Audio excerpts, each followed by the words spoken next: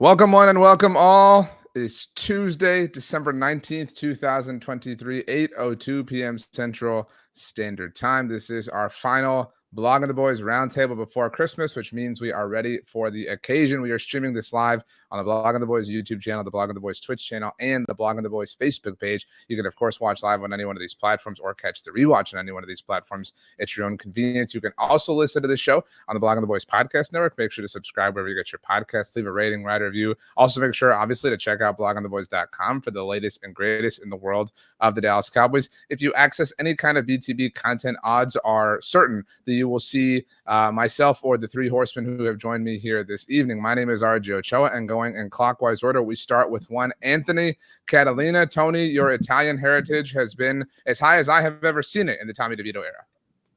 Yeah, it's a good time to be an Italian within the NFL world right now.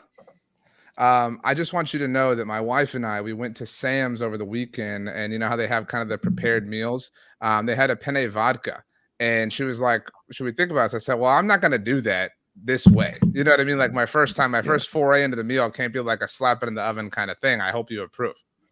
100%. That's got to be homemade. You can't do it frozen. All right. Do it. Well done. Somebody who loves homemade food, in fact, some of the food that we apparently criticize around here, was second to join us here on the roundtable. That is one Daniel Phantom. Danny, how are you doing on this Tuesday evening? I'm doing well. I mean, it's the holiday season. I don't know how you cannot be doing well at this time. And of course, we got some great Cowboys football ahead of us. So, I mean, I'm in a good mood, RJ. You mentioned you had a refreshment with you. I was just curious, is that a beer, a lager, or an ale? Like, are you someone who specifies what it is? It's just my go-to. It's a Hefeweizen. That's what I drink. I'm a creature of habit. Not much change with me. So that's what I am enjoying this fine. So you don't have Tuesday. a seasonal brew like around this time of year that you go to? No, I don't. I would go, I know it's not your neck of the woods, any of your neck of the woods, but Shiner Cheer is a recommendation I always offer. They brew it with peaches and pecans. I know that sounds gross, but it is delightful. It tastes like Christmas. Or George Killian's Irish Red, which I think is more nationally accessible. LP Cruz, it's been a minute since you graced us with your presence. Do you have any kind of Christmas decor or beverage or food or anything with you, or are you just kind of here to win no matter what? You didn't pander for points the way Tony and Danny did. Nah, man, just Coke on the rocks, chilling.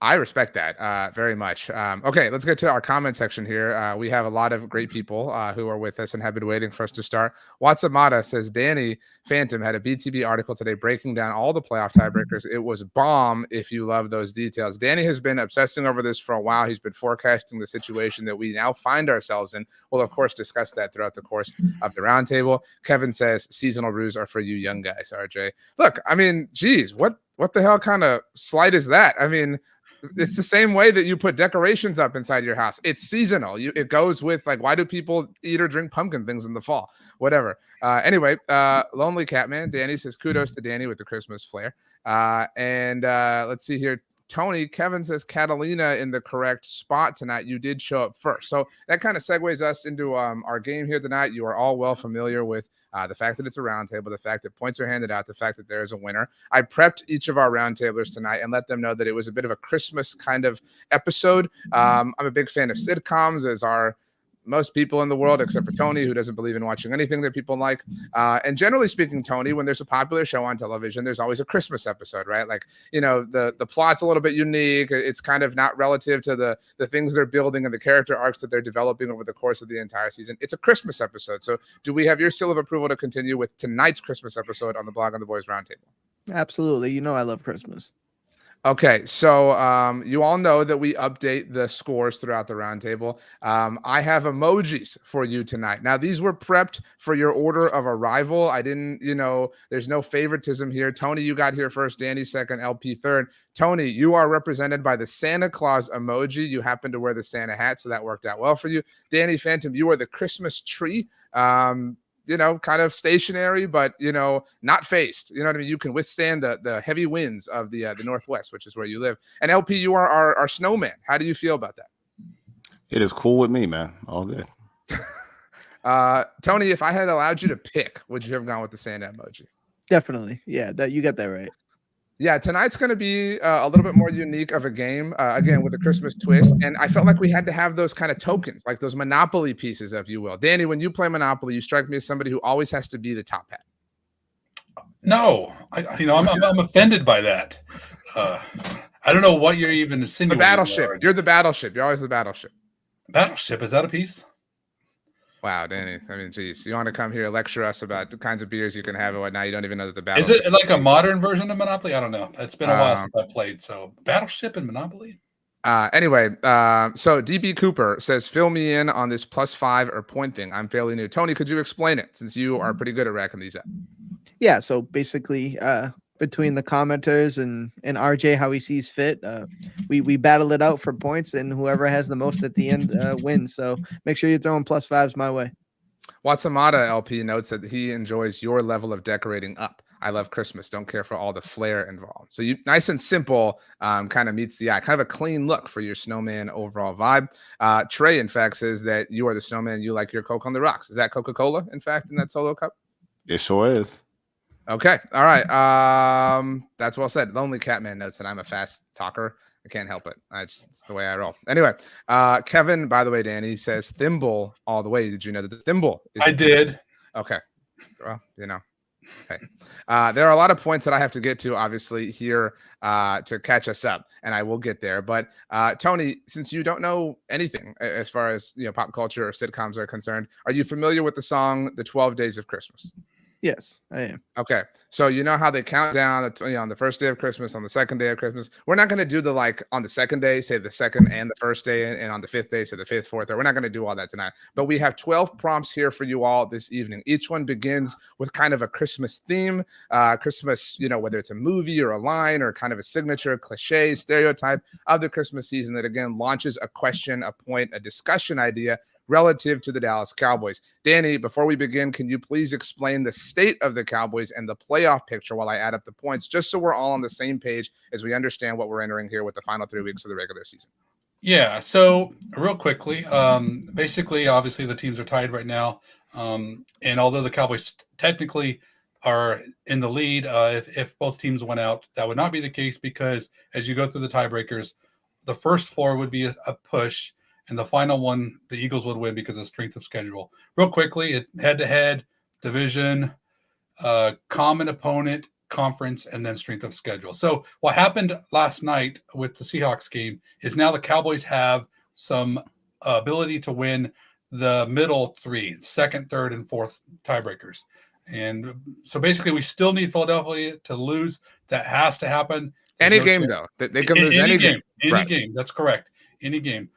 They need to lose one. That has to happen. But if they do, it then opens the door because the Cowboys can not only have a chance to win the division, but they can also actually lose another game as long as that game is not to Washington, because then that's the divisional record, which is up in the number 2 spot. So they can't lose that one. But if they could lose to Miami, which is going to be a tough game. They could lose to Detroit, also another tough game. So basically there's some margin of error if the Eagles can somehow lose one of these final 3 games. So it was big what happened last night. The simplified version, thank you, Danny, for the kind of detail of it all, is as long as the Eagles lose one more game, any of their 3 games, they have 2 games left against the New York Giants and a home date against the Arizona Cardinals. The Cowboys can lose 1 as long as it is not the Week 18 game in Washington. Dallas needs that 5-1 division record. To your point, Danny, the second tiebreaker on the long list of potential tiebreakers. All right, everybody ready? Yep. All right, we're going to count down. I know the song counts up like first, second day, whatever. It just felt more dramatic to count down. So number 12, Danny, you told us before we started that you are not a fan of eggnog. Eggnog is a holiday staple nonetheless for weird people. So this is something that you want to see that maybe other people do not love, because I don't think any of us like eggnog. Tony, do you? I actually do. Okay, well, that is not shocking, to be honest with you. LP, are you an eggnog fan? It's starting to grow on me a little bit. Okay, LP, what the hell? Anyway, you guys are ruining the vibe of the first point here. But so you all understand the general stereotype that most people don't like eggnog. So when you're like Tony, you're like, well, I like eggnog. Like, give it to me. People are like, you can have mine. I have cartons of it. I have crates of it, whatever, blah, blah, blah. It is kind of an island sort of take. So what is something you feel, Tony, an unpopular opinion about the Cowboys, kind of the way your opinion about eggnog is relative to your Christmas season flavor? My unpopular opinion, and I actually don't know if this is, but if you had asked this question in the first 6 weeks of the year, you'd probably have a different answer. But I think I'm more worried about the defense than I am the offense moving forward. I think what Mike McCarthy and them, Dak and them are able to do coming out of the bye week. And, I think this Buffalo Bills game was an outlier. I think this is just another reminder of, you can get beat by anybody and games can get out of hand quickly. But ultimately, I'm more worried about teams having a recipe out on this defense and how to attack them. And I'm way more nervous about this elite level defense than I am about this Cowboys offense being able to go shot for shot with teams.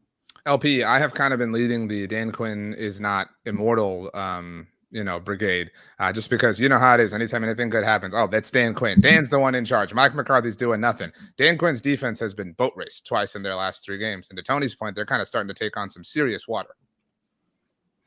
I mean, kind of like what Tony's saying, I think my most uncommon opinion is that I'm kind of looking at last Sunday as it wasn't that big of a deal. It's a blip on the radar. Like, they were bound to lose a game. They've been so hot over the last month and a half that it was bound to happen. Jerry talked about it. It was just uncomfortable confines for them. It was outside in the cold. They weren't ready for it. And again, it's one thing to get beat on the ground, which I understand, but the level of which they got beat on the ground is almost unheard of. Like, James Cook had not ran like that in a Bills running back since maybe Fred Jackson like 10 years ago. It was just one of those like once in a lifetime Christmas miracle in Buffalo. Like, it just could never happen again. So I'm not hopping out the window compared to Cowboys Twitter, who's like really upset about that game.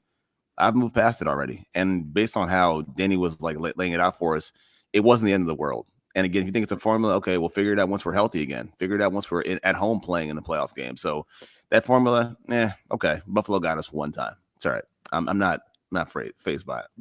James Cook had 221 total yards from scrimmage against the Cowboys. To your point, LP, as far as how rare that is, the last time that happened was Calvin Johnson in the famous Calvin Johnson game in 2013. So it's not like that happens, all the time. Danny, do you have a different unpopular opinion, or are you going to jump into like, I actually am kind of cool? Some people would call this like coping or whatever, I guess, but it is kind of fair to argue that last Sunday was an aberration.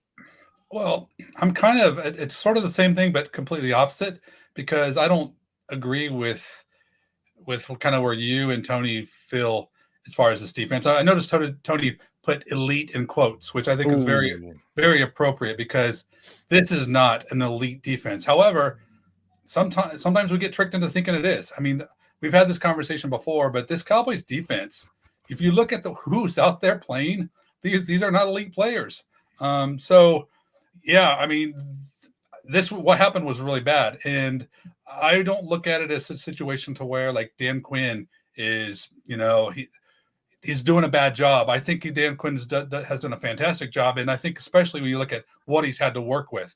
It's the other side that worries me, because that's where the talent is. That's where our big playmakers are, and everyone's going to talk about the defense, and it definitely deserves criticism, but offense was equally as flat, and that I have less of a tolerance for. So that's kind of where my mind is. I feel like if we're really going to go places, there's some things that need to be fixed on the other side of the ball. Do we think that the offense does have the larger amount of talent? I think this is a debate. I don't know what side of the coin I fall on this argument, but like, do you could argue like Bland? There's more draft capital, significant draft capital that's been spent on the defensive side of the ball recently, but we're still developing those players. I mean, there's a lot of first rounders on the offensive line, and I mean, to your point, those are like old picks. I mean, like, are we counting Tyron? I mean, it's over a decade ago. I mean, I recognize he was a first round pick, but like, I do think like Dan Quinn has had his cupboard restocked a lot. Is my overall point. Well, ask yourself that question: how good are these players? We know we love Micah, we know we love Tank, and then Diggs not playing right now. But I mean, when you get beyond those players, I mean, like Osa's good, but like, I know people have different feelings about Duran Bland. I don't think that he's a shutdown cornerback. J-Ron Curse and Donovan Wilson. I mean, these guys they're not athletic stars. They're really good in what Quinn has used them. Same with Marquise Bell, Damone Clark. There's a lot of players that this applies to, but these are not star players. These aren't like, we're not talking about Fred Warner's out there, or the Cowboys are doing a lot with what they have. In my personal opinion, I think the offense has more talent, and particularly because Dak is in a big position, and CeeDee Lamb, two of the 3 best players on this team are on the offensive side of the ball.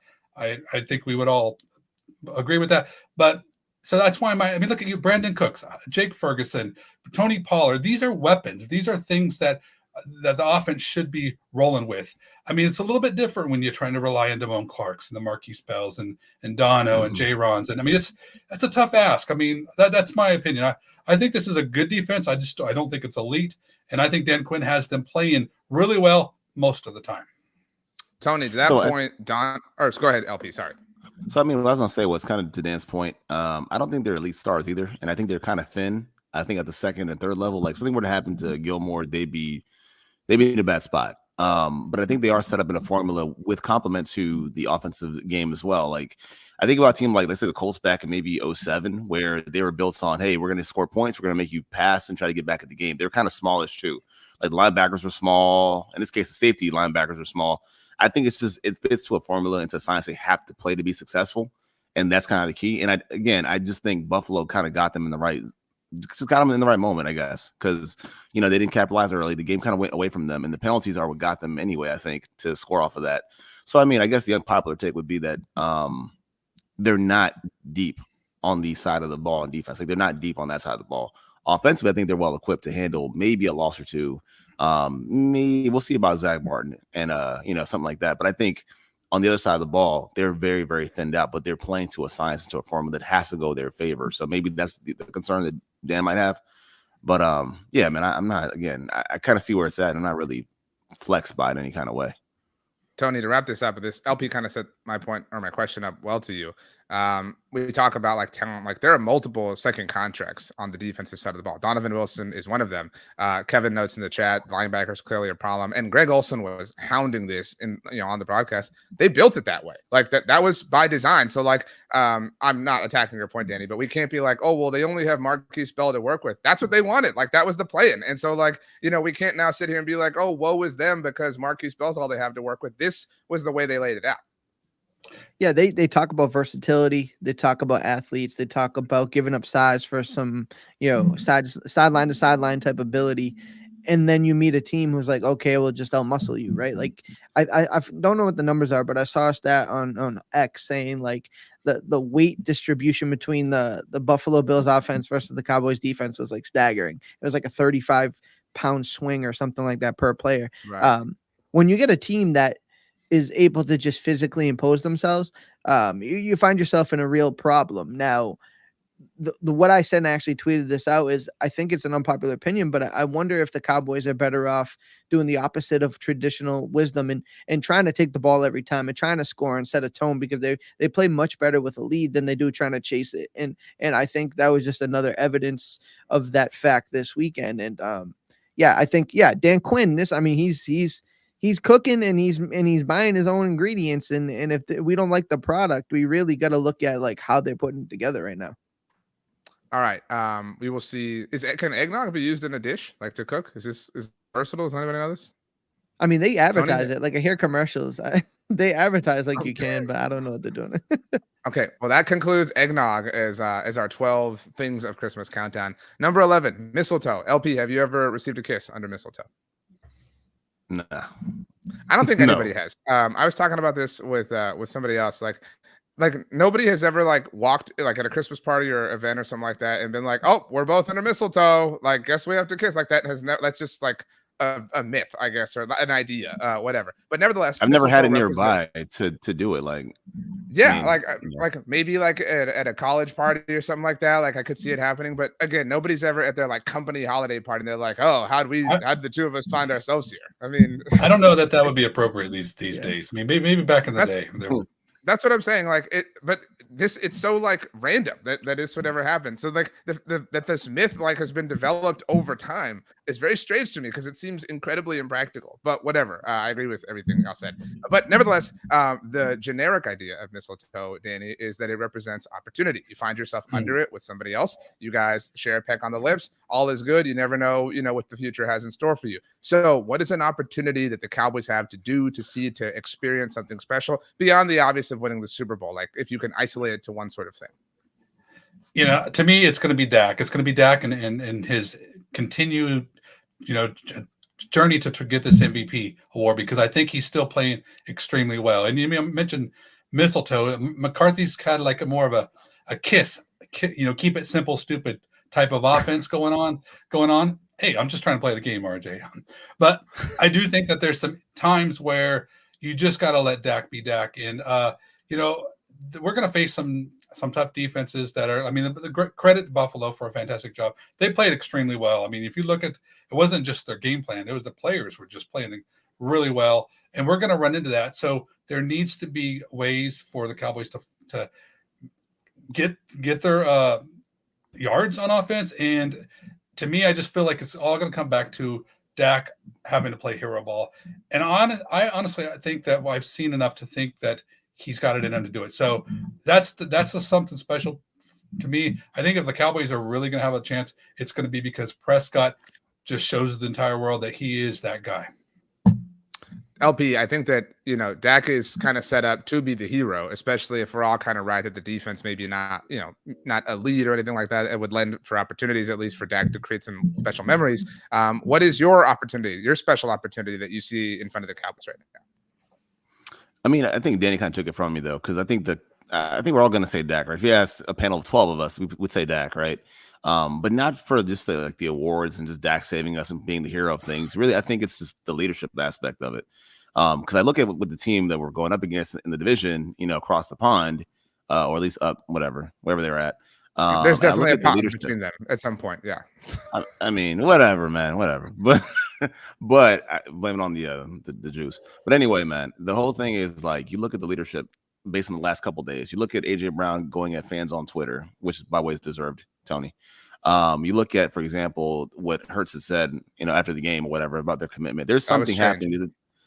For him, it was really weird. For a guy who's really buttoned up and kind of organized, I guess, in a way, it's kind of weird. There's a major disconnect in that organization. But I look at the Cowboys and who they have at the helm with Dak Prescott, and Dak never lets things go crazy far too left. I think Dak he's a unifier, he's a galvanizer, and I think the special part is seeing him lead every single day. I know a lot of people are kind of like, what about the playoffs? What about the playoffs? Again, I kind of revel in watching Dak every single time that he's out and how he handles challenges, because I know this team is different. And the way they're constructed, the way they're kind of built, they're different in how they kind of go about their business, whether people see it or not. And again, that's for people like us to kind of discuss and assess and analyze. But I think when it comes to Dak Prescott, the special part is how he unifies the team. Think about like the last month or so. We thought that the division was nowhere near happening. Now, all of a sudden, we can even have that conversation. I think that's just the special part is how he keeps things together. And I think that's the key is this team is special if Prescott can lead them to this. Hero ball aside, but just the leadership aspect of it, I think that's the part that I find special. Tony, to that point exactly, early in the game, the Cowboys drew some penalties that were debatable, right? Like we could sit here and talk about the D-Law penalty, the penalty against Jaron Curse, the one against Sam Williams is certainly the most flagrant. But after the game, there was no we were up against the refs, like after the Cowboys lost to the Cardinals 2 years ago. And what's more, one of the penalties the Cowboys drew was because Zach Martin was like, hell no, you're not going to come at Dak Prescott. Like, they lost, they got their teeth kicked in, and that is objectively true. But they were still a group. And there is this kind of coping beauty in that, through the mess of the loss. Yeah, that's progress, right? We even talk about in the playoffs when they lose and, Dak Prescott's, talking about booing refs coming off the field and stuff. So like it wasn't just booing, it was literally throwing debris. Yeah. But yeah, fair enough. But for me, that's maturation, right? Like that's the growth in this team where like they even to the point where when Dak was somebody, I forgot who it was, but somebody asked him like, how's it feel to earn another, playoff berth? And he's like, I honestly don't care. Like we're at the point now, what's special about this team to kind of bring it all together is that we're at a point now where playoffs are just a standard. That's just an expectation. And we knew during, certain errors with Jason Garrett at the helm and other coaches, like that wasn't given, right? That every year wasn't an opportunity to win the Super Bowl. We're 3 for 3 so far. And now players are kind of just like, yeah, like we just got to play out through the string and get us to the playoffs where we can really show our muscle here. But, yeah, like you're seeing maturation, you're seeing the team kind of develop, and it kind of comes off a little funny after the beatdown they took against Buffalo, but that doesn't take play or get rid of the groundwork that's been laid thus far. I think Danny won mistletoe. If I'm being honest, a lot of people like the kiss analogy, the Michael Scott reference. So kudos. You didn't like it.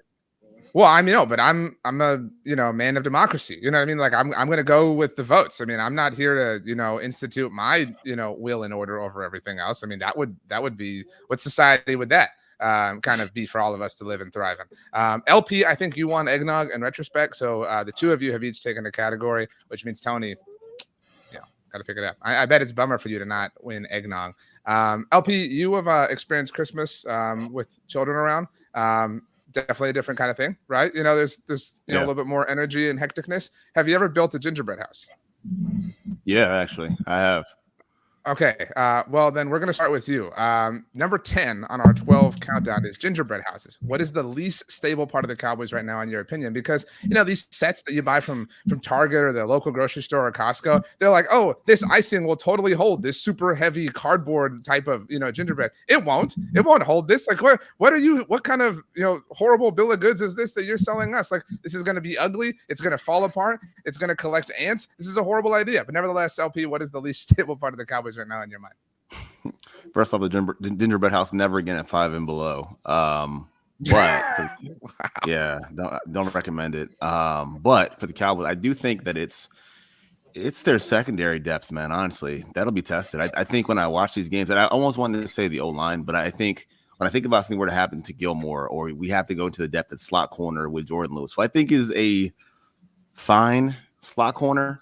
I don't want to see what happens beyond that. And I think that's my concern. If any one of the top three guys are injured and you have to play somebody else, I don't want to know what the unknown is. I don't want to go back to the Mukuamu project or see what I can't say his last name, but Noah, I don't want to know what that looks like. I think that's my concern. That's the thinnest part of that roster is your top three corners. And that's like the least stable part of their house right now. Tony, the entire chat thinks that it's run defense. So if you say this, you are pandering at this point, because I know you're keeping one eye on the chat and you're just fishing for points. But also, Tony, your wife said that she hot glues them together. So if you're eating the gingerbread houses in your house, I don't know. It's might be a tough scene for you. But your thoughts on this idea? Yeah. So first off, we definitely don't eat the hot glue, but she does use it. I can confirm that.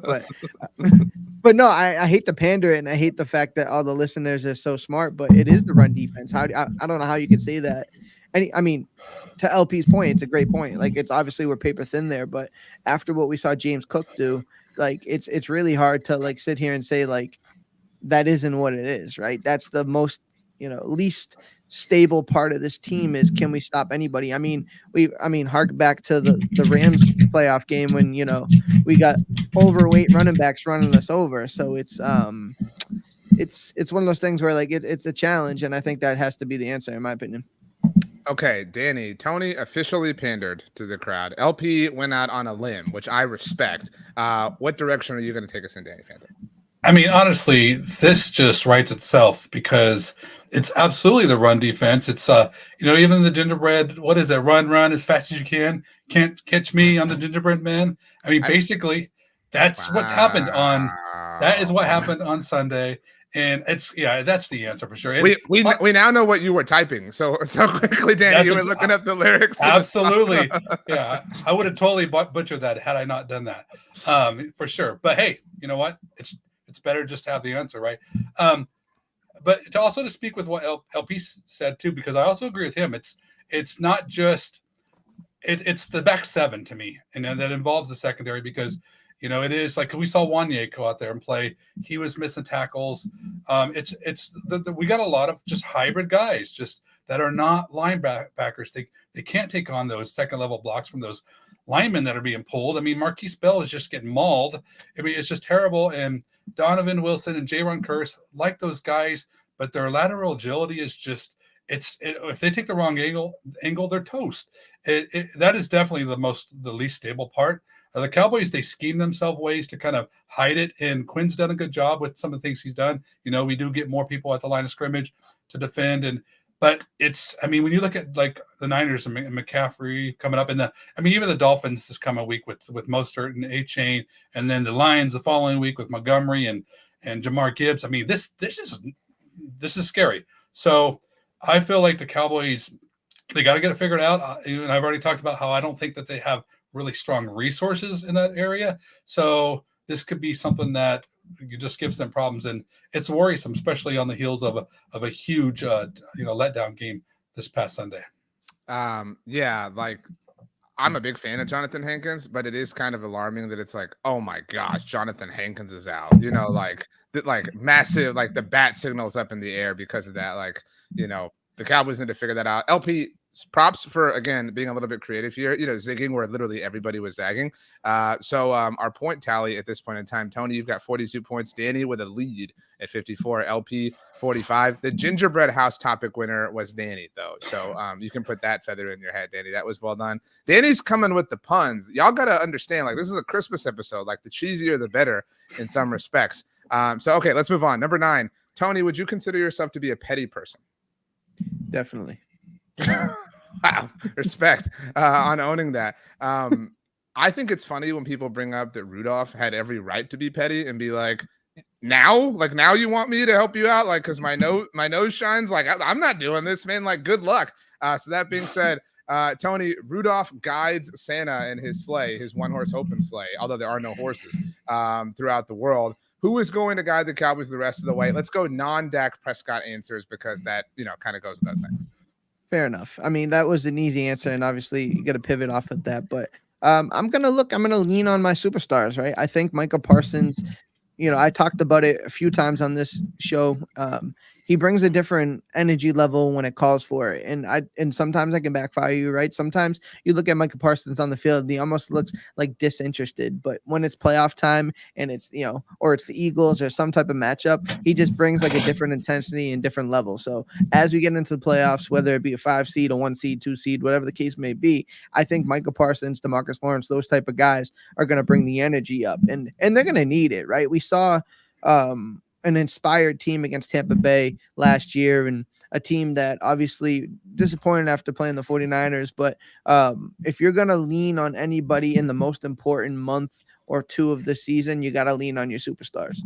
LP, in my stock report at our site after the Bills game, I had Micah as a stock down. I also had Dak as one, to be clear. And my premise for both of them was like, your superstars have to find a way. Like, and that sounds really difficult, right? Like, oh, everything is terrible, everything's falling apart. You have to find a way. You have to be the difference maker. Micah has shown us that is the standard for him. And so I agree with Tony that for the most part, Micah does deliver, but that was a big game, and Micah felt kind of flat. Even 2 games ago against the Seahawks, Micah, on the whole, felt kind of flat. I mean, we all know like a bad game for Micah is an incredible game for most people, but I mean, I do think that he has fallen short on delivering in some of those instances.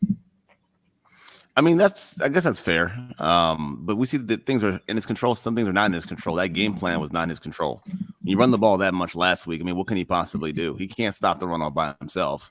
I mean, he impacts the game by virtue of the pass, right? Which they didn't have to. So that's not really on Micah Parsons. I know what we're looking for, but even when he does something, he gets grabbed. And it's not called. So you have that. I mean, the person I think to lead the way, really, I think is going to be CeeDee Lamb. I think 88 has to be your guy.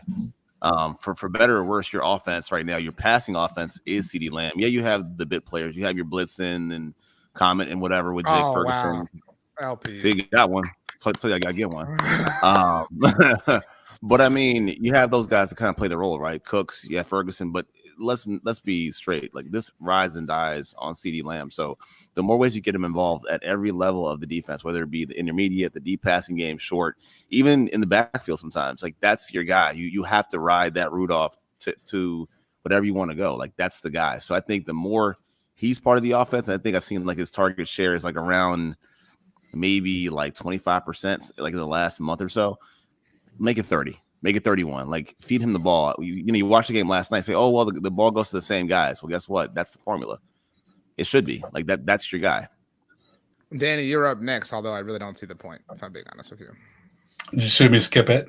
I mean, LP's answer was incredible, but if you want to try, I mean, CD even has the little nose glow thing that I will give an answer if you want me to. To me, I think that who's going to guide this Cowboys the rest of the way is, and you wouldn't expect this from me, but it's going to be Mr. Mike McCarthy.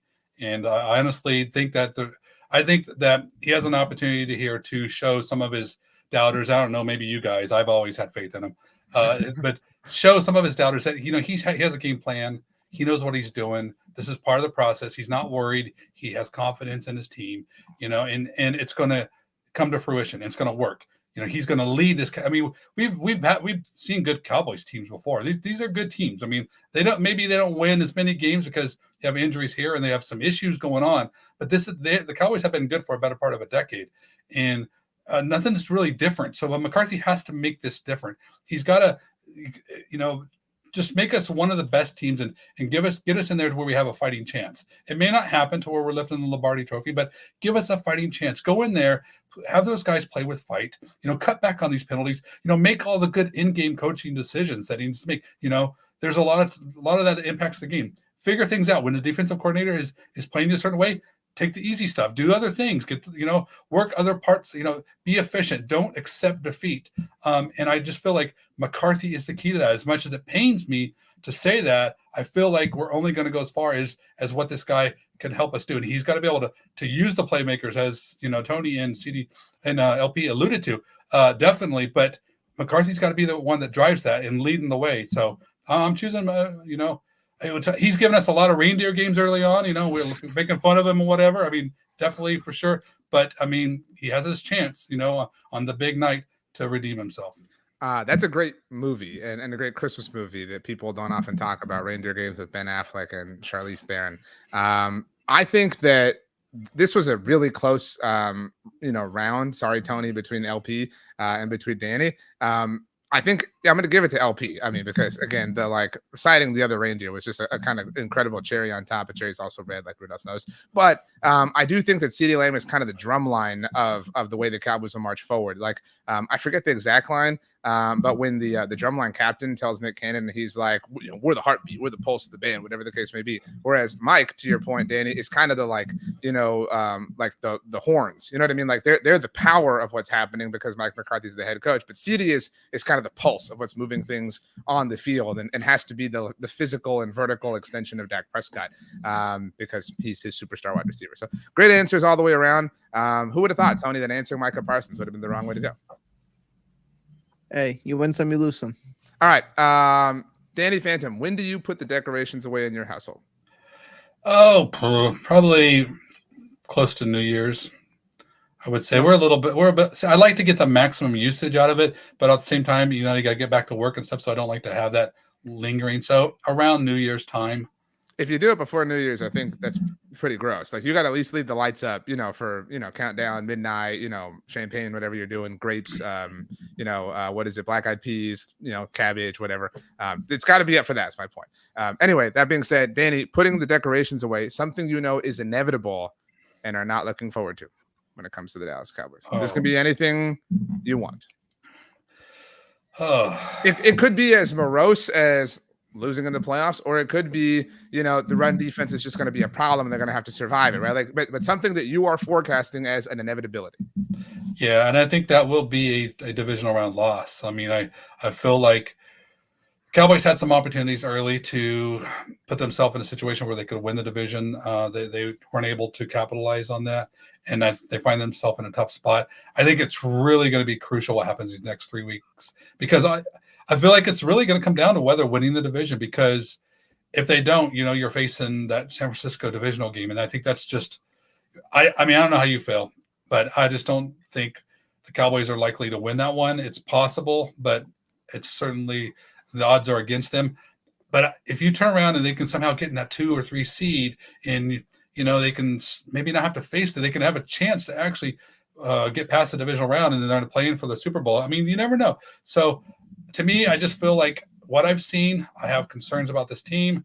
I don't see that we're different. I mean, I have moments where I feel good about it. I just don't see that we're different. I feel like our outcome is going to be something we've seen before. I think that's inevitable, and it's not something I'm looking forward to.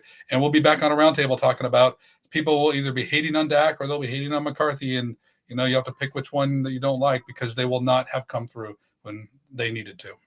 Anthony, what is your inevitability? Yeah, I'm not saying that it's inevitably going to be a loss like Danny's saying, but I think the most inevitable thing this year in the Cowboys history over the recent couple of years is the San Francisco 49ers are so inevitable. At some point, if you're going to want to get to where you want to go, you're going to have to square off against the boogeyman. And so I don't think anybody is going to come on here and speak confidently. I mean, if you go back roundtables 2 years in a row, I was looking for the 49ers. I was one of them. You were licking your chops in 2021. You give us Jimmy Garoppolo, and man, that was the beginning. And then I said Brock Purdy is going to fall off the face of the earth, and I'm still getting messages about that. So, with that being said, it's going to be so inevitable, right? If the Cowboys, the most likely situation I think Danny's laid out is you're probably the 5 seed. You probably smoke some NFC South opponent, whoever comes out of there limping. And then you end up facing like a 49ers team in the second round. And I'm not saying you can't get over it, but it feels like if this Cowboys team is ever going to be different, they're going to have to slay this dragon. And so I think the most inevitable thing in the world right now is the 49ers matchup. I do agree, LP, that the most poetic way that they do this, that they get over the hump, is by going through San Francisco. I mean, they kind of go where their forefathers went, so to speak, right? And, kind of live walk the walk that the great Cowboys who all came before them had to, ultimately. But do you share that this is the inevitable thing? Like, or are we going to go chalk all the way around here? I don't blame you for going that direction if you do. I mean, I don't disagree with anything that you guys have said, honestly. I mean, the ultimate goal is to not be found home alone during the holidays, in the playoffs. But, of course, that there again, you have to look at what's happening. The one inevitable thing that I don't want to have to address is the finality, not just the losing part, right? Because we always talk about the losing and when it doesn't happen. But it's the conversation that has to take place after they lose, right? And we do it. We have to because, it's our job to discuss, okay, well, what about Dak Prescott? What about Dak's contract? What about Mike McCarthy? And those inevitable questions I don't want to have to answer anymore. I really don't want to do that because, honestly, we've watched where this team has grown. And here's kind of the thing that I kind of sit at a little bit is that with this team – go ahead, Dan. You got it. Sorry about that. But I think the one thing that we kind of look at with this team is while I'm excited, like I'm the fan that I want to see the team play difficult, meaningful games late in December. I'm excited for that. I don't shy away from playing teams that are tough. I don't shy away from, the Niners, the Lions, or the Eagles. Like I like those games. Those are good litmus tests, obviously. However, if it doesn't work out this year, then the question we have to go back to is, well, if not this year, then when? Like, when is it going to happen? Because you look at the state of the quarterbacks around the entire NFL. No Kirk Cousins. You don't have a Joe Burrow out there. Mahomes is struggling, and Kadarius Toney can't catch anything. Like, it's a lot of question marks about teams that you're going to see eventually. And if you cannot get out of the NFC now, which is a 2-horse race with you, and it looks to be you guys and maybe the Niners, if you can't get through that, you can't make it all the way, then if not this year, then when, man? And I think that's the inevitable question. It's like, this is the best I felt about this team, even as far as Dak Prescott before last Sunday. This is the best I've ever felt about him as a quarterback in his development. And if it's still not enough with this team, this roster, then when does it happen? And that's the one thing I don't want to see. I love your point, LP, about like the inevitability of the final conversations. Like, to your point, we can say they did everything right. You know what I mean? It just, they ran into a team that did it better than them. Like we don't have to have the conversation where we determine it's somebody's fault, right? Like it can just be you were very, very, very good and somebody did it better. Like one team did it better than you, and there's no real shame in that. But the decorations winner in this respect was Danny, because you sent us down this path to be good with, the path of negativity, Danny. So be real proud of that. Good. Good job. All right, next up for me. We'll start with Tony here. Tony, I don't know how you feel about candy canes, but they're kind of the like signature candy of Christmas, right? Like, I don't know if we have an idea on something else that would be. So they're everywhere. So they're low-hanging fruit. And what is the low-hanging fruit that the Cowboys need to start taking more of? The candy canes they need to start scooping up, you know what I mean, throughout the course of their football games.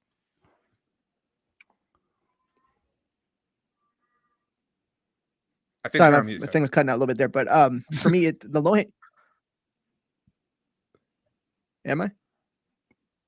No, you're back now. Maybe your connection was unstable, but I think you're. Yeah, it wasn't good. Yeah, you. Okay. I get the gist of your question, but yeah, the thing. So, basically, for me, the low hanging fruit is it's gonna come down to what the national media say, the local media say. They're always gonna put it on number 4, right? They're going to put it on Dak Prescott, and how he plays and how he elevates this team is always going to be the low hanging fruit, whether it's right or wrong, right?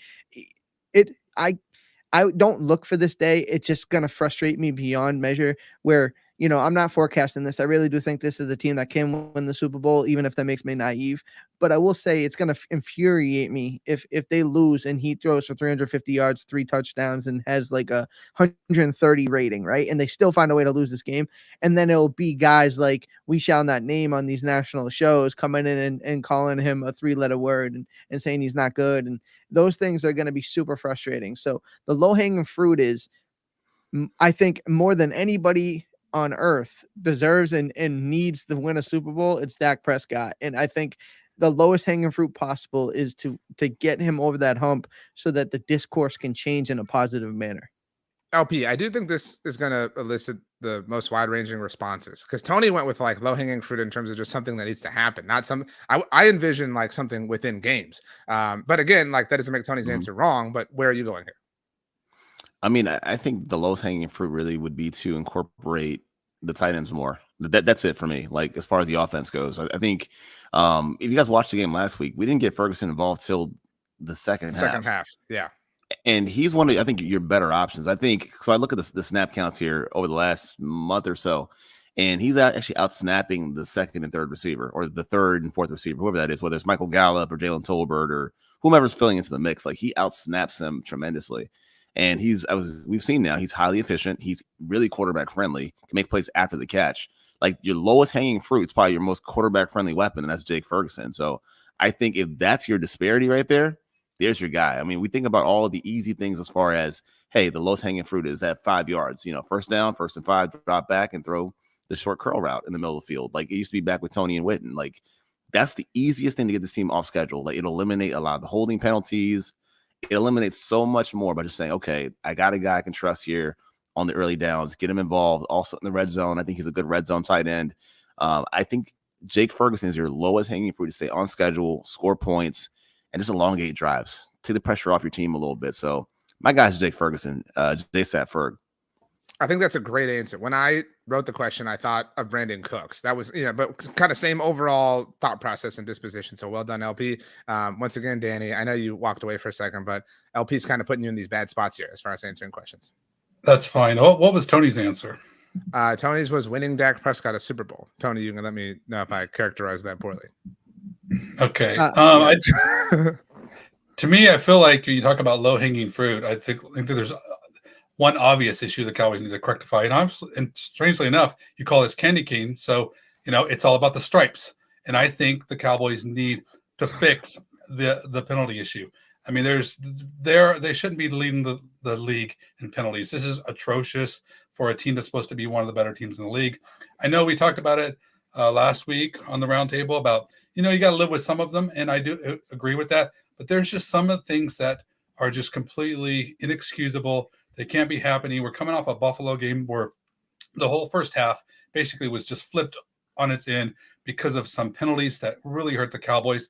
And it's not just the flags and stuff. It's just overall discipline. The Cowboys just need to be better prepared. They need to come out there and they need to have that the ability to back off and just lay off a little bit and not go for the kill shot.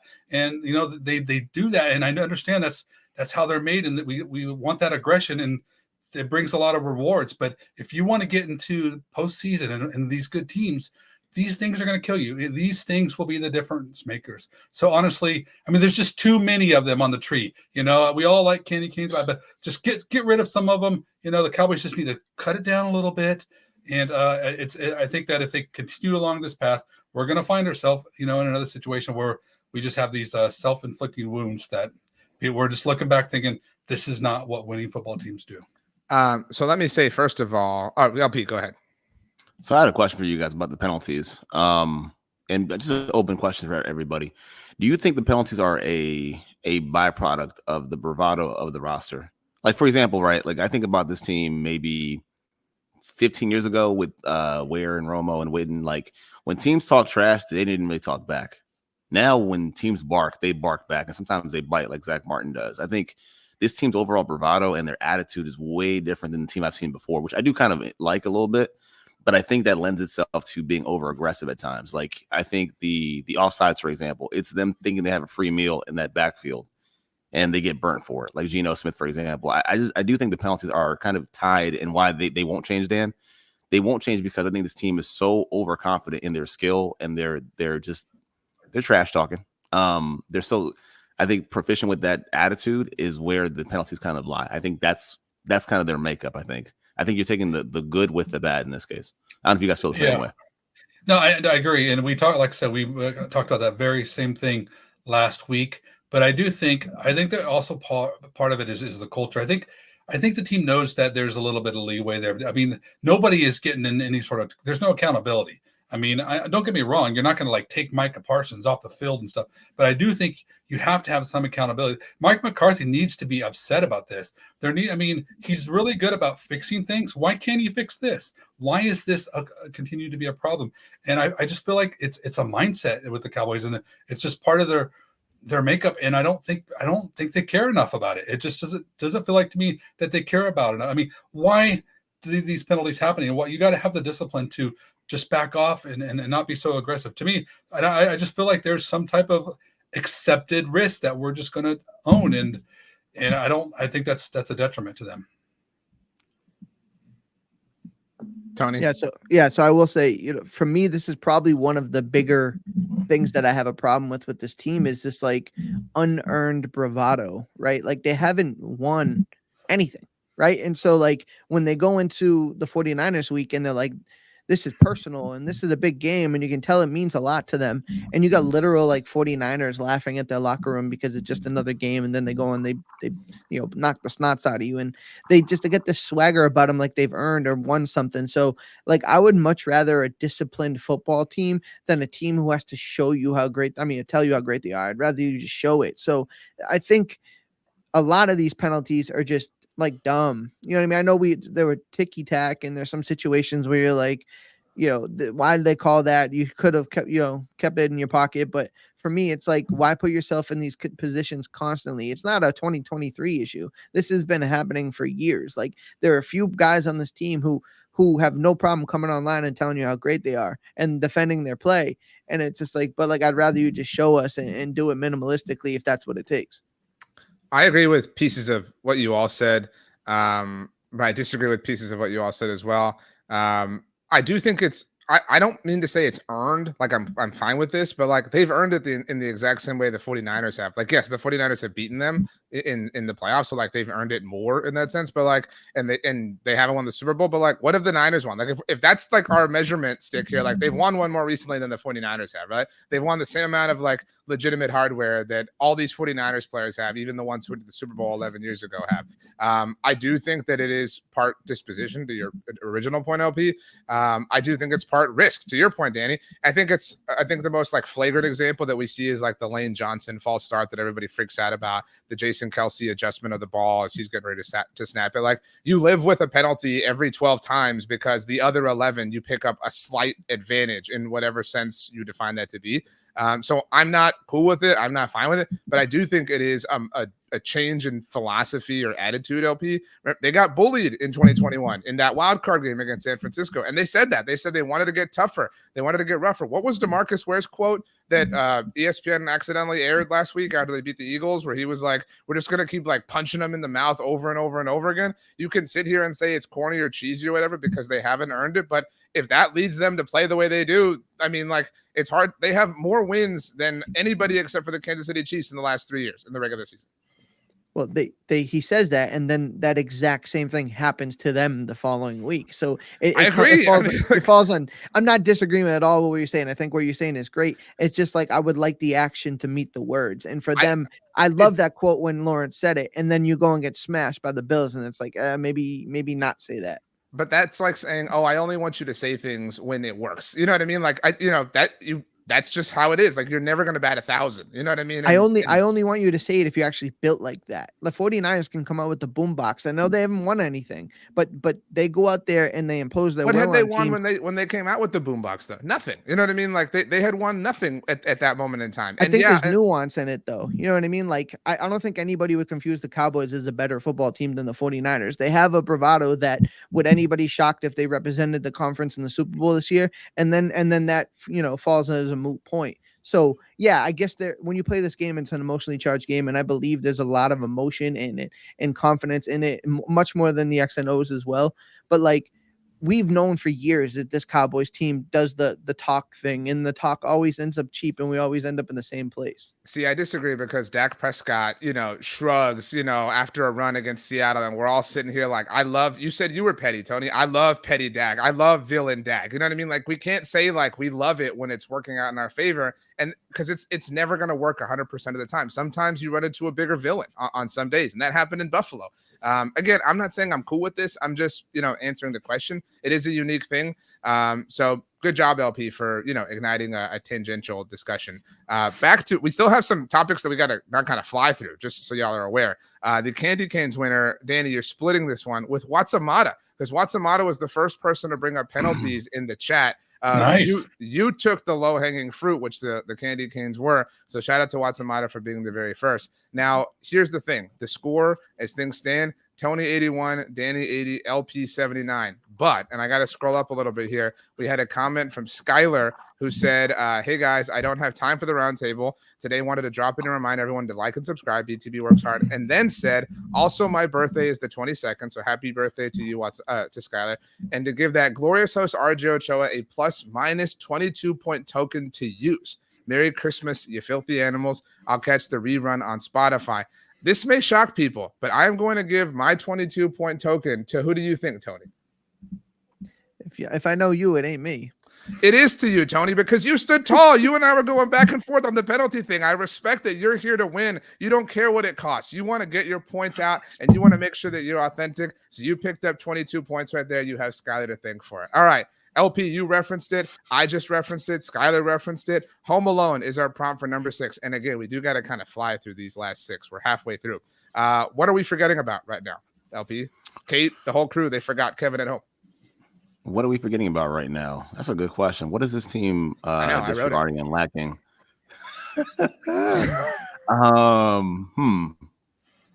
Damn, did I even forget? Like myself? Like what's I mean, you know what? So I guess what we're forgetting is what I haven't seen in a while, and I guess it's who's been on the milk carton. I don't think I've seen Dorrance Armstrong for a while. I haven't seen Sam Williams in the backfield either. I think we're forgetting the pass rush. Besides Micah Parsons, that's just too easy. Osa Odighizuwa, for example, as well. Like I just don't know where these guys have been at. To be fair, unless I'm omitting some, like a big detail here, but I don't think I recall much from that defensive line for a minute. Maybe he's recency biased a little bit, but yeah, man, Dorrance Armstrong, Sam Williams. I don't know. No, we're not forgetting Sam Williams after last week. Like everybody is well aware of Sam. Danny Phantom. So LP's answer is Dorrance Armstrong. Where are you going and why? Well, I know we're all aware of him, but we take him for granted. I think I often forget about him because I never talk about him. But I think we got to give props to Mr. Brandon Aubrey because the guy is. Answer, Danny. That was your answer. Oh. I think we're forgetting how uncommon this is. Yes, this is incredible. When he misses, the hounds are going to come for him, like we've never seen before, despite all of this.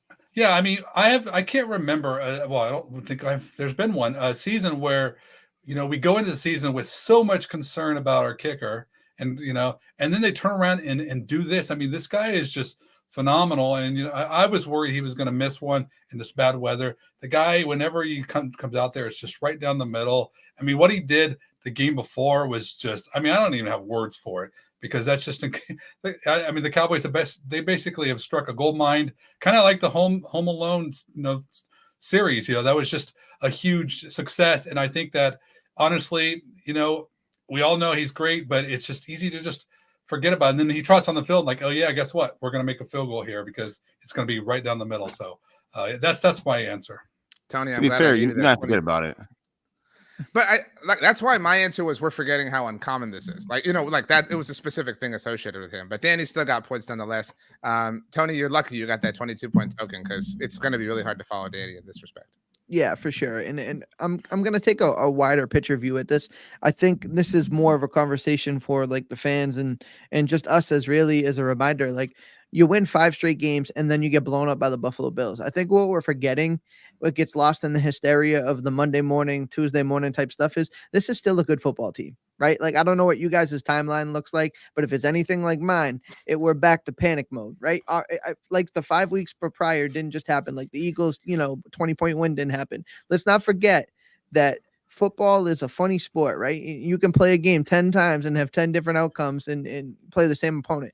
So with that being said, yes, the Bills game is a bad taste in our mouth, but this is a good football team. Everything that they want, need, and desire is still out in front of them. And don't let one game, ruin your holiday season or you ruin your cheery mood, because the Cowboys are still fine.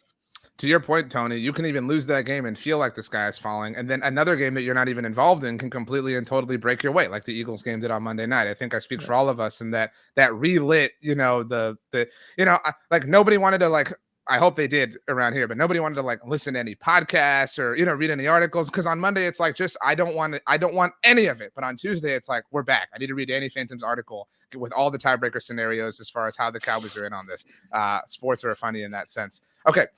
Let's move on. I mentioned LP, the kind of funny slant on Rudolph and how he had every right to be petty. Another thing that people like to talk about that I enjoy is how underrated Mrs. Claus was/is. I mean, Santa's out here working and gets all the props and all the credit. Who do you think's picking the house up, LP? You know what I mean? After old St. Nick is dirtying it up, he comes in with his boots on, you know what I mean? With all this, with Rudolph's crap on it, you know what I mean? With the snow, he's like, where's the dinner? You know what I mean? She's out here keeping, the North Pole running like a, Swiss Army knife. I know that analogy doesn't make sense. So that being said, LP, Mrs. Claus, who is the most underrated person within the Cowboys at this moment in time? Man, most underrated person right now. Dang, that's a good one. So I think the most underrated person. By the way, you guys jinxed Aubrey, man. I'm just saying it right now. You guys jinxed. Wow, LP, what the hell? Why would you? You're the one doing kept it. It quiet. You shouldn't have said it. Yeah, kept it quiet, man. People said that like a month ago, and it hasn't happened. Nah, I should have kept it quiet, man. But I guess the most underrated person right now, believe it or not, man, maybe it is. Maybe Tony. Maybe Pollard. Maybe. Honestly, like I think for a second, I was about to burst out laughing. No. Like I think so. Here's what I think, guys. I think in the last maybe few weeks, I'm starting to see that guy a little bit from before. And I know we talked about this, like, moving on and bringing in, guys to kind of fill that void. Even the Dowdle train was running a little bit. But I do think, penalties aside, in the last few weeks, I think he's shown a lot more burst and a lot more explosiveness. Even the run, I know the game was way out of reach there, but the run he had where he just made that slight move in the hole, it was like shades of old. And I think as we get on our little run, like in the playoffs, if he can kind of get back to himself, where everyone like is kind of counting him out, we're all riding on Dak Prescott in the passing game and the offensive line, I think he's the guy that might help us get back, just be like a nice safety net a little bit. I mean, I think he might be the guy that we're probably underrating a little bit and maybe overlooking in terms of health. We're almost a year away from the injury now too. So I think he's getting a lot better, a lot more confident. He might be that guy. He just might be that guy, man. Maybe Tony Pollard. My assessment on that would be maybe he's the most overly criticized, which is a little bit different than being underrated, but still interesting line of thought. Tony, where do you want to go? For me, I was, while he was talking, I was going through two names in my head, and I'm going to settle on one here that I think a lot of people are surprised that he's been able to speak about jinxes, right? I don't want to ruin this, but stay on the field. And for me, it's Tyron Smith, right? Like that was Kevin's answer in the chat. Yeah. Perfect. So there you go. Me and Kevin are in lockstep, because Tyron Smith is somebody who, every Sunday he's out there, you're like, thankfully he made it to another one, right? Like he's on the field, he's able to play. But more so than that, he's kind of looking like Tyron Smith of old. He's out there, he's protecting the blind side. There's been some breakdowns across the board a little bit throughout the year, but it really hasn't been from him, right? The fact that he's been able to, I mean, he's missed his occasional game or two here, but at the same time, like when he's out there, he's been playing well. He's one of the highest rated left tackles in the league, and everyone knows his pedigree and knows how good he is. And when he's healthy, he's an outstanding, Hall of Fame player.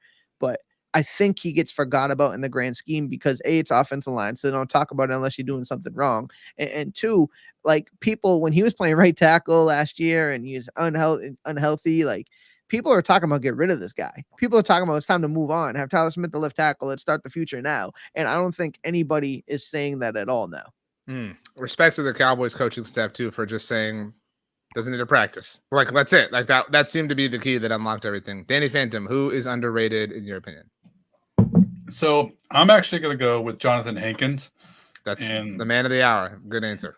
I just think that even though when you look at the Buffalo game and you saw how they got all their yards on the outside, and you don't think, well, Hankins is going to slow that down. But honestly, if you look at just the pushback that he gives you on each play and how it requires extra linemen, and you saw a lot of Buffalo guys pulling, and they didn't have to respect, Mozzie and Osa in the same manner, and also the other guy that I can't even remember. I know he played, but I don't remember anything that stood out to me. Hankins is a key piece to this defense. And don't think much about him because he doesn't do anything flashy. He just basically does the dirty work. He absorbs the blocks. So the other guys, our undersized linebackers can actually have free shots on people, and they're not being taken out by these oversized linemen, in the second level. So to me, I feel like he's very, very important to this offense. If you start going down the list about who's most important, you don't want to go very far before you get to Jonathan Hankins.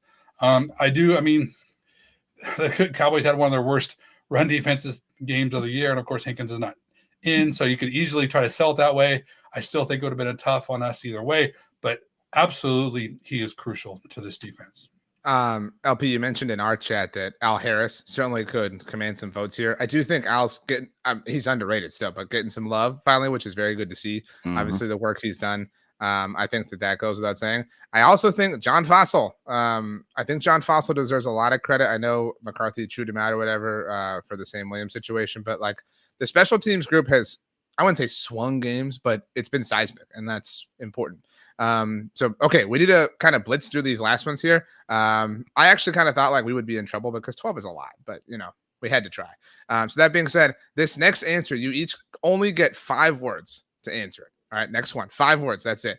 And your prompt is the magic hat. Tony, you are represented. LP, you are represented by the snowman. So this works out for you. The magic hat, obviously, that Frosty put on, gave him superpowers, whatever it was, saved New York City. I'm not totally sure on the way that went down. But Frosty came alive with the magic hat. So what is the detail? LP, the magic hat, so to speak, that Dallas needs to fine tune ahead of the playoffs. You get 5 words. I'll buy you all some time because I know it's a little bit difficult to whittle your answer down to 5 words specifically. Whenever you're ready, LP, you can. Oh, Tony's ready. Oh, I like that. I'm good. Yeah, I'm good. LP. Tony, let him go. Tony, back off. This is LP's I give moment. the respect. Let him go. He's good. I'm checking if it's under. I was going to say first down play calling. That's the one thing for me. First down play calling. By that, I mean, definitely you don't want to get behind the 8 ball against these teams you're going to play against. So don't kind of give away the downs and drives, but just sticking to the run early in drives and downs. I would just say first down play calling. Again, use your man, the safety blanket underneath, use Ferguson. I just think first down play calling with these fast-paced offenses, Detroit, Miami, it's going to be paramount. So, yeah, that's it for me. First down play calling. All right, didn't even need all 5. Tony, you were very anxious to get off the mat here. Fix the dang run defense. For me, it's simple. Dang was one of your words. Dang. I didn't want to swear. It's a friendly show here, family friendly. But with that being said, yeah, like it's simple. We could talk about this for every year since, CJ Anderson, I mentioned him earlier. That's twice. You got to stop the run. If there's teams, you see the Buffalo Bills, what they did, the 49ers able to do it. You're going to run into teams in the playoffs that they're going to be able to run the ball on you at will unless you could stop it. We have the secondary and the safeties and the matchups in the back end to be advantageous if people got to throw the football. You got to stop the run game. And like they always like to say, they got to earn the opportunity to rush the passer, and they haven't done that this week. Daniel. They must run the ball. I think that we know that the strength is the passing attack, but the Cowboys absolutely have to get this fixed. They've been showing signs where they've been running the ball well, and even in the Buffalo game, they were running the ball well. But Tony Pollard is a weapon, as LP's talking about. Rico Dowdle is a weapon. The Cowboys have to get physical. They have to win in the trenches and move the ball on the ground, not become a one-dimensional team where defenses could sit on them like they did. It's not going to be able to be sustainable if they're one-dimensional. They got to run the ball. Mine, even though none of you were kind enough to ask, is don't forget who you are. Like, don't allow this one loss to Buffalo to beat you twice. Don't freak out. Don't adjust and flip things upside down, whatever. To Tony's point earlier, you're an elite team. You ran into an elite team that's really desperate and really hungry on the road. It happens. It's the NFL. So, well done. A score update as we enter our final 3. Tony, 104. That 22-point gift starting to get a little bit thin. LP, you're right there at 99. Danny, 97. It's anybody's game so far. Danny, we'll start with you. Your prompt, Silent Night. What will cause everyone to go silent? This could be good or bad. Oh, no, I don't even want to say this. I mean, we talk about how Mike McCarthy is early on was playing it safe, you know, the way he was calling plays to keep everybody. The priority was keep Dak upright. Okay, so let's chill out with this. I don't like the way this is going, Danny. Okay. So I'm gonna go silent right now. Okay. Okay. Yeah, I think we all knew where that was going. So LP, what will cause everyone to go silent, good or bad? I'm not going down that road. I think you get blown out again by Miami. That's the one. Because now we can say it wasn't a fluke. Now you can actually burn away all the goodwill you have from the last 5 games. I can't say last week was just a blip on the radar. If you're playing in a stadium with optimum conditions and you guys still come out flat on offense again, yeah, that's the one. We're gonna go radio silent if they put up a stinker against Miami. Tony, I don't know what your answer is going to be, but I would just extend LPs a little bit more because, as Danny mentioned up top, the Cowboys can afford to lose to Miami and still win the division, right? They still have 3 opportunities for the Eagles to lose a game after that. But if they lost to Miami and then lost a 3rd game in a row, and that 3rd game in a row broke their home game winning streak against another NFC contender in the Lions, and they would have lost to 2 teams above 500 on the night that Jimmy Johnson went into the Ring of Honor. I do think that would be the break point for a lot of people. Yeah, I mean, everything they said is 100% accurate. Like if that goes down how it does, it's going to be a lot of quiet nights here. I'll tell you that it's going to be a silent night. But for me, I want to go silent in a positive manner. Like and I want to take big picture, optimistic. I want to see Dak Prescott hoist this trophy, and I want to see people go silent over it because they definitely scream out your failures and they whisper your accomplishments. So I would love to see this guy win a championship. And I'm not trying to be like the homer. Like the fact is, like, if you really think about it, right? Honestly, if everyone's honest with themselves, is there, 2 or 3 quarterbacks in the league that probably deserve to win a Super Bowl as much as Dak Prescott does? Like, you're finally seeing a guy who's thrust into the MVP conversation. He's playing the best football of his life, minus what just happened. If this guy winning the championship, man, it could really quiet a lot of people, and that's the petty in me. I want to come on my timeline here and see nothing. I want to see no noise. I want to see nobody talking, and I think that would be the only way to stop it. My answer is also positive to counteract Danny's super negative one and LP's kind of negative one. Is we've all earned our stripes in Cowboys Twitter, and we've all fought our fights, and we've all gotten into our arguments with Cowboys fans, but also Eagles fans. I think a Tommy DeVito win against the Eagles, we are free from Eagles tweets for a long time. If that happens, like they have been so. Did any of you get any tweets from Eagles fans after the 33-10 win last week? No, you know what I mean. Like, did any of you have you seen anything? Like they've been a little bit loud today because they're fighting with each other. You know what I mean? But like if they lose, they are gonna tuck their tails and run. So it's silent in a good way. Kind of what you said, Tony, but obviously specific to one fan base. So cool. We have 2 left. The next one.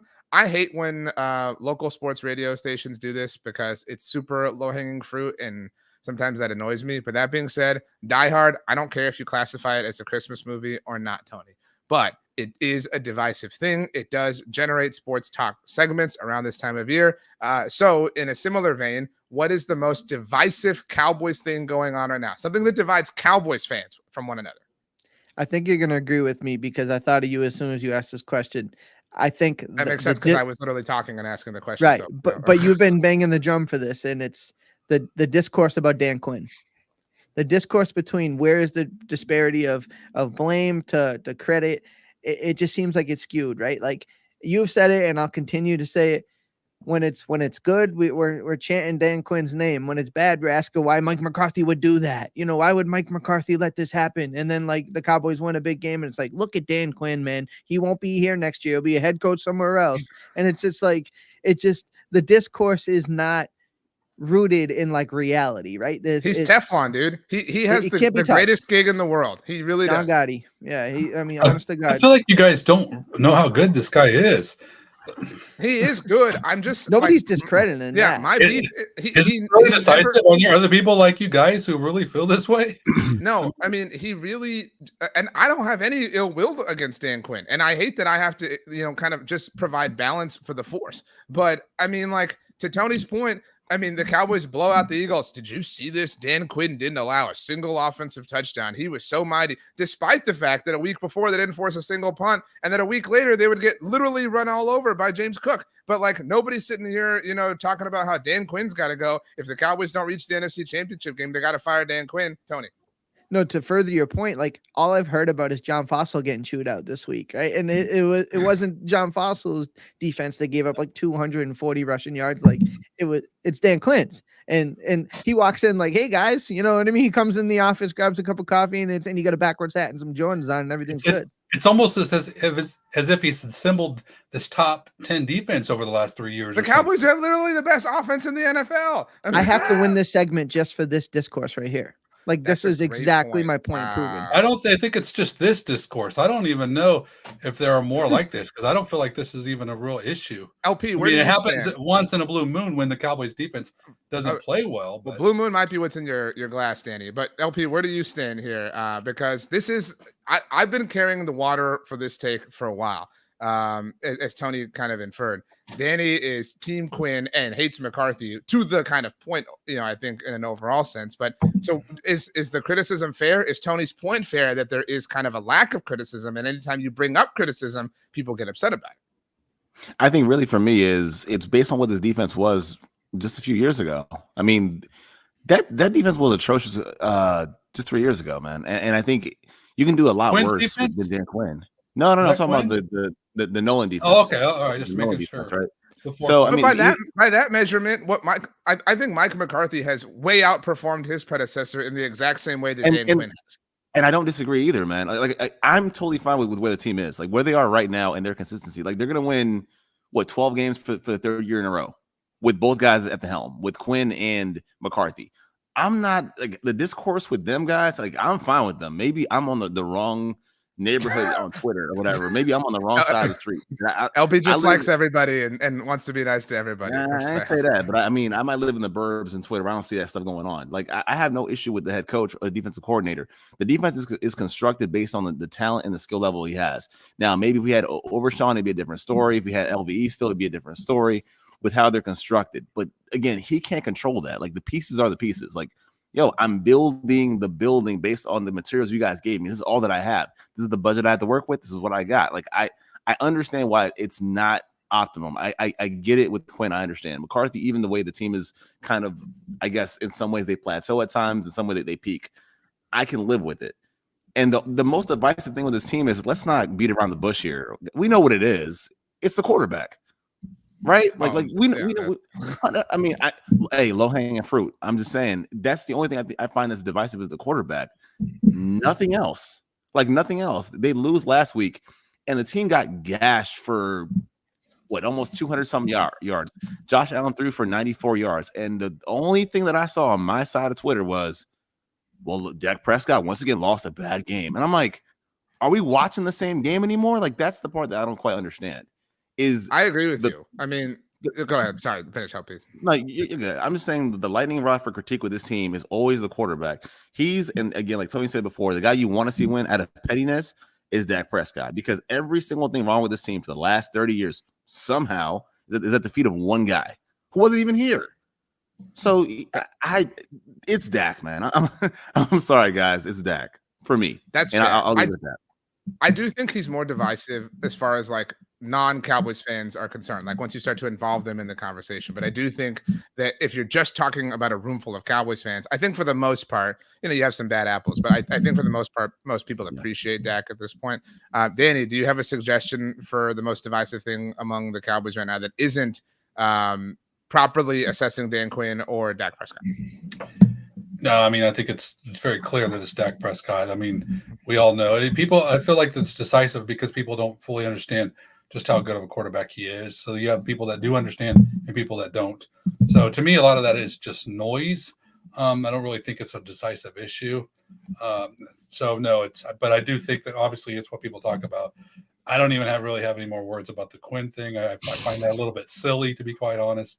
I honestly props to Quinn, Joe Witt, Al Harris. Those guys are doing a great job. I mean, these guys are doing a great job. And if people are having trouble seeing that, then I don't really know what to think. I mean, we're going to have bad games. Like I said, this isn't a star team. But has anybody talked about like where Mike McCarthy and how he just fell on his face? Yes, that's Buffalo. So no, that hasn't been brought up today. So I mean, Tony, I don't want to speak for Tony, but his point isn't that Dan Quinn sucks. His point is that he's not held responsible for when he has a poor game. I mean, if you think about the 4 losses the Cowboys have had, the Cardinals loss, it was his unit that got absolutely worked. The 49ers, everybody got absolutely worked. In Philadelphia, they allowed the Eagles to convert on 100% of their red zone possessions. But did anybody talk about that? No, they talked about Dak stepping out of bounds and Luke Schoonmaker falling a half inch short at the goal line or whatever the case may be. And in this game, whatever. But Tony, I don't want to put words in your mouth. It was your point. No, I mean, you're kind of getting the whole thing. I think there's a mountain-sized gap between Dan Quinn sucks and like, hey, maybe take a look at him here this week and say, yeah, the defense didn't play that well. But like, that's kind of the bottom line is he's divisive because like the stones are consistently thrown at Mike McCarthy. Like I said, Dan Quinn walks in with his chin high. It's like, hey, man, I'm good. You know, everything's good. Happy holidays. You know what I mean? So it's as long as he's got the. And I'm not saying that Dan Quinn is bad. I'm super grateful. I hope not. But that's the point, though, Danny. Like that is why it's divisive because when somebody even kicks back 1% against Dan Quinn, you go, he stinks. He's not good. I hope you're not saying that. And it's like nobody on earth is saying that. Not a single person on earth is saying that. There's a luxurious spot that people tend to have within the Cowboys, and Dan Quinn has kind of taken all of their qualities. He's got the Jordan wearing, ness of Chris Richard. He's got the intellectual, capabilities and connections that Matt Eberflus had. And he has the historic kind of success that Monty Kiffin had. And also the relationships that Rod Marinelli had. And there were points in time where we said, oh, Rod is perfect. Like, don't come for Rod. Rod Marinelli's the answer. Oh, Chris Richard, he's the one really getting after this. Look at the way he's screaming at Sean Lee on the sidelines. Like Chris Richard Dan Quinn is, again, I don't mean those guys. He's way more successful than them, and he is amazing at what he does. But there's a sector of people that don't want to hold him responsible for when his group was really bad. Tony, what would the discourse be if the Cowboys had to punt one time against the Seahawks and lost that game? Like, what the discourse, would it be about Dan Quinn's defense, or would it be because Dak Prescott couldn't get the job done? Or if he threw a game-losing interception, like if you want to Romo at the Broncos, You know what I mean? Like that's the type of stuff. Like Dan Quinn isn't, like you said, Teflon. The guy is doing an amazing job. I mean, he's putting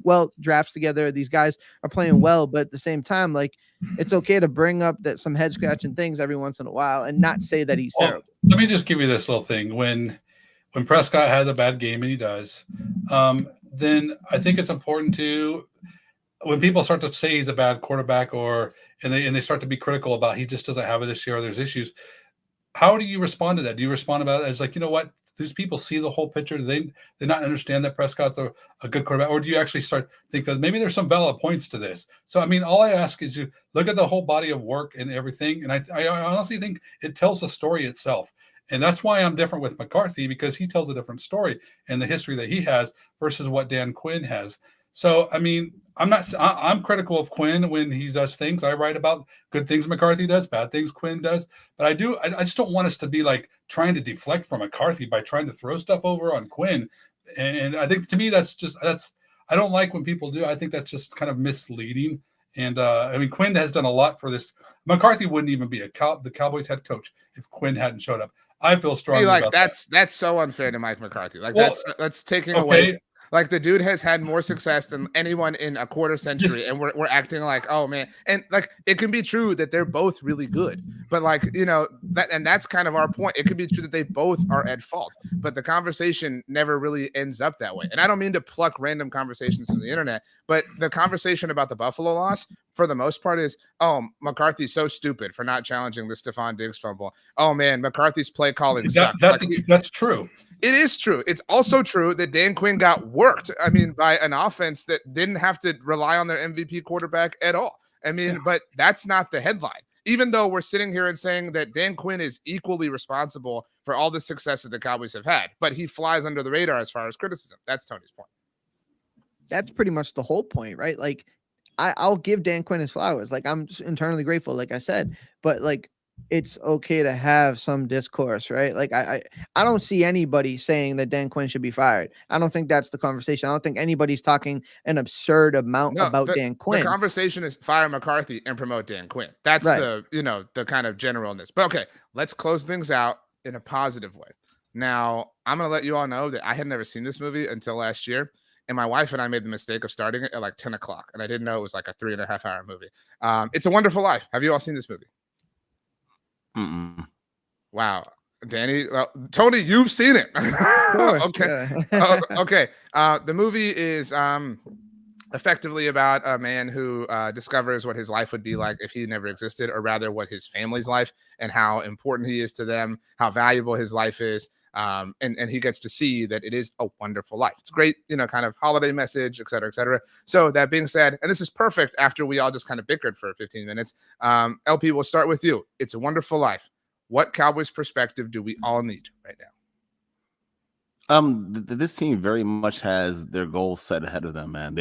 No matter how you look at it, they do control their destiny in a sense. They have a potent offense. They have an opportunistic defense who is still fifth in takeaways, tied for fifth in takeaways as a defense. And again, it's very likely they could be hosting a home playoff game.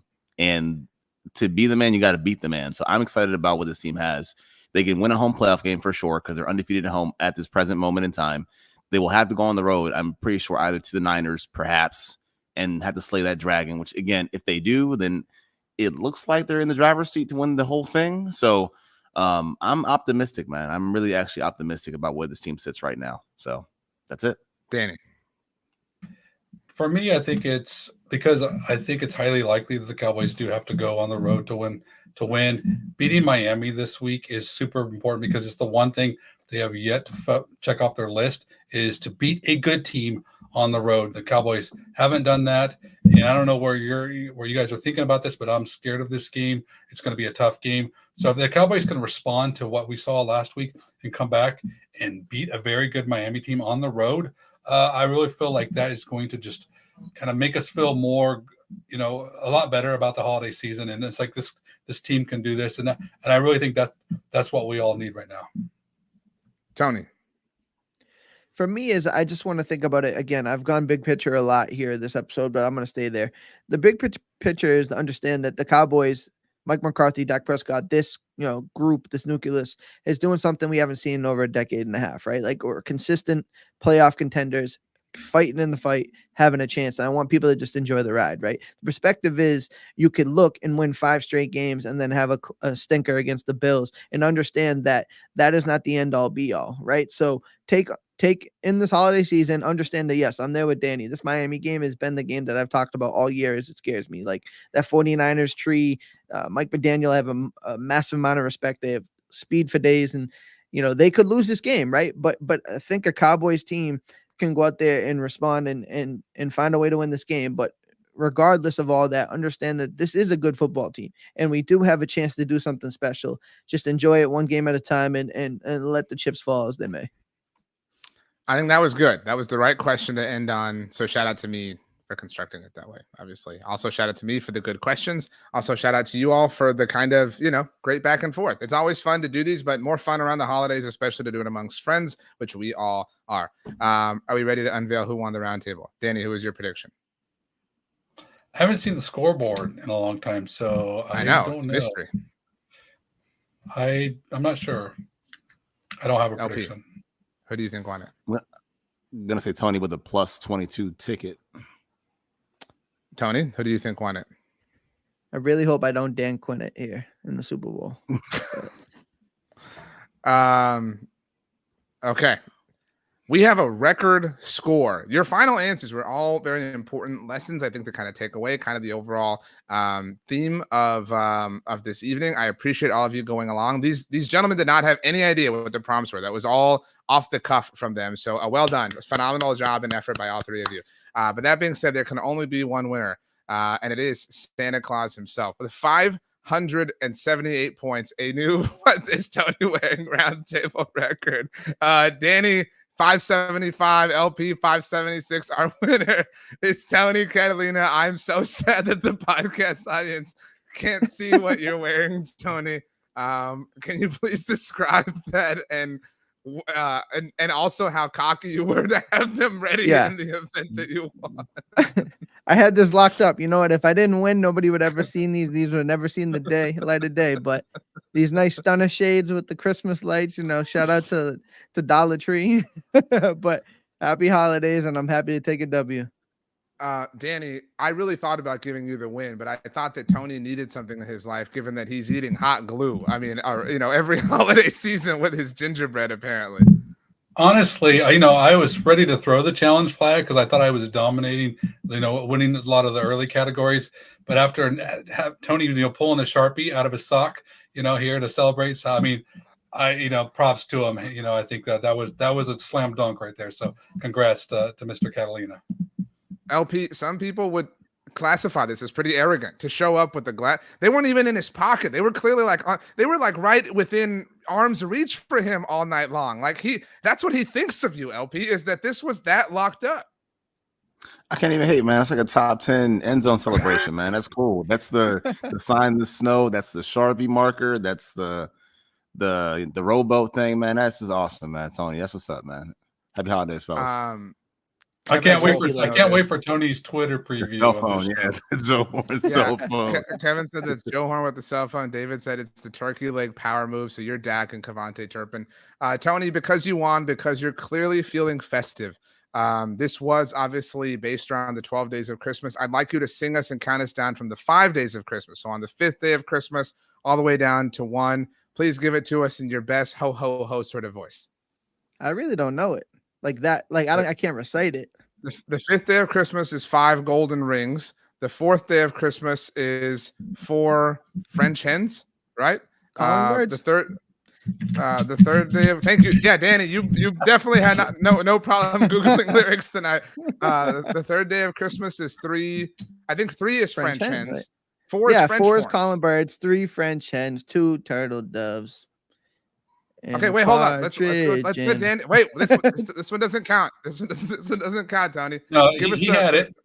He was okay. He was right. I think he did. They just said, Tony, send us home. Let's start it from the top with 5.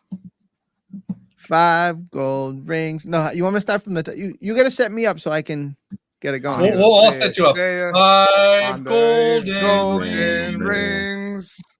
4 calling birds, 3 French hens, 2 turtle doves, and a partridge in a pear tree. He did it! Tony Catalina, everybody.